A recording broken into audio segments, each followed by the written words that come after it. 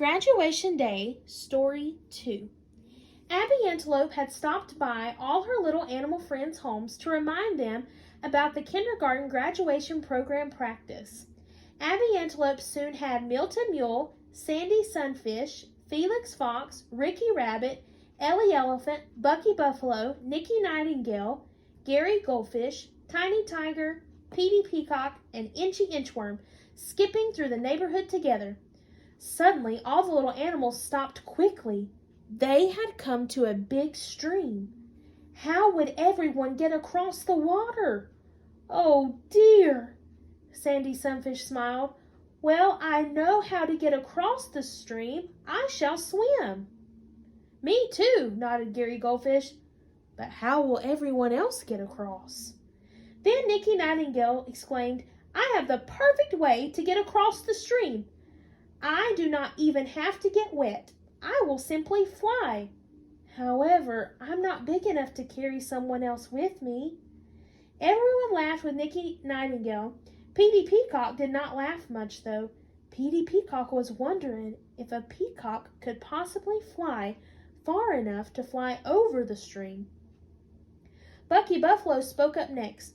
I'll go back and get our big balloon. I could take Petey Peacock, Ricky Rabbit, and Felix Fox across in the balloon with me. Whew, said Petey Peacock. Thank you. I was not sure at all how I could make it by myself. Thank you, said Ricky Rabbit and Felix Fox together. Then Tiny Tiger spoke up too. You gave me a good idea, Bucky Buffalo. I will go back with you and bring the tugboat, and I could take Abby and Inchy Inchworm across in the tugboat if they like. Oh, we like that all right, said Abby Antelope and Inchy Inchworm together.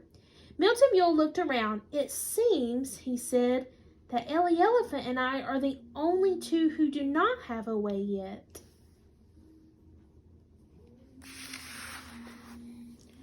Oh, Milton Mule, exclaimed Ellie Elephant, that's no problem for an elephant. I can just walk across. I love to feel the mud squish and squash between my big toes. You, Milton Mule, may sit on my back and ride across the stream.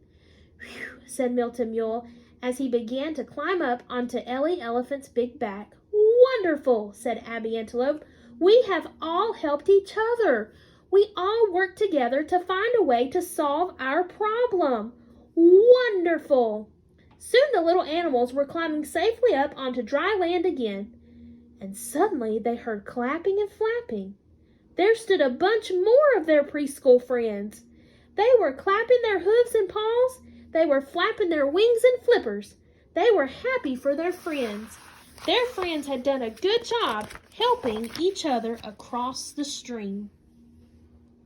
Yes, there stood Humphrey Hippopotamus, Oliver Ostrich, Leonardo Lizard, Kiki Kangaroo, Connie Cockatoo, Jimmy Jaguar, Wacky Walrus, Unky Umbrella Bird, Victor Vole, Quentin Quail, and Eddie Ox. Humphrey Hippopotamus spoke first.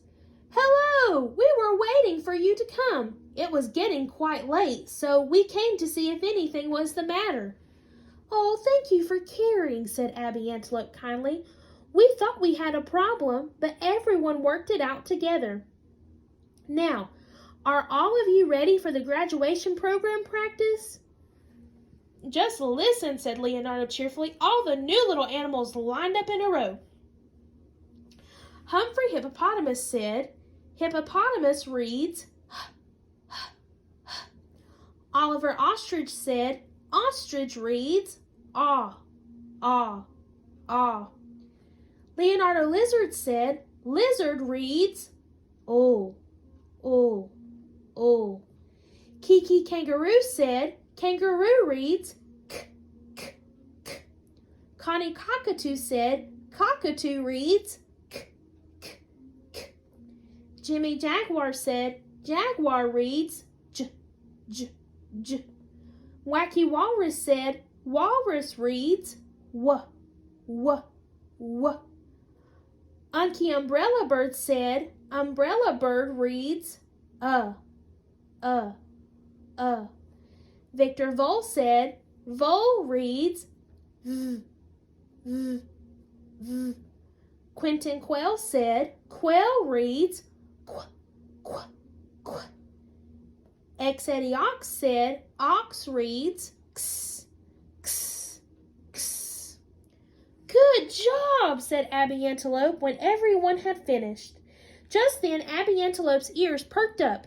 So did the ears of Milton Mule, Sandy Sunfish, Felix Fox, Ricky Rabbit, Ellie Elephant, Bucky Buffalo, Nikki Nightingale, Gary Goldfish, Tiny Tiger, Petey Peacock, Inchy Inchworm, Humphrey Hippopotamus, Oliver Ostrich, Leonardo Lizard, Kiki Kangaroo, Connie Cockatoo, Jimmy Jaguar, Wacky Walrus, Unky Umbrella Bird, Victor Vole, Quentin Quail, and X-Eddie Ox. Their eyes got wider, too.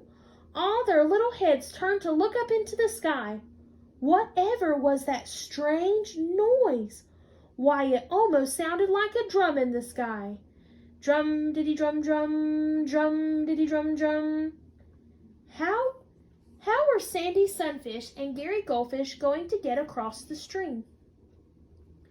How did Nikki Nightingale get across the stream? How did Bucky Buffalo help Petey Peacock, Ricky Rabbit, and Felix Fox get across? How did Abby Antelope and Inchy Inchworm get across with Tiny Tiger? Who sat on Ellie Elephant's back to ride across the stream? When they got across the stream safely, why were all the little animals clapping and flapping? At the end of today's story, why did all the little animals turn to look up in the sky? What did the strange noise in the sky sound like?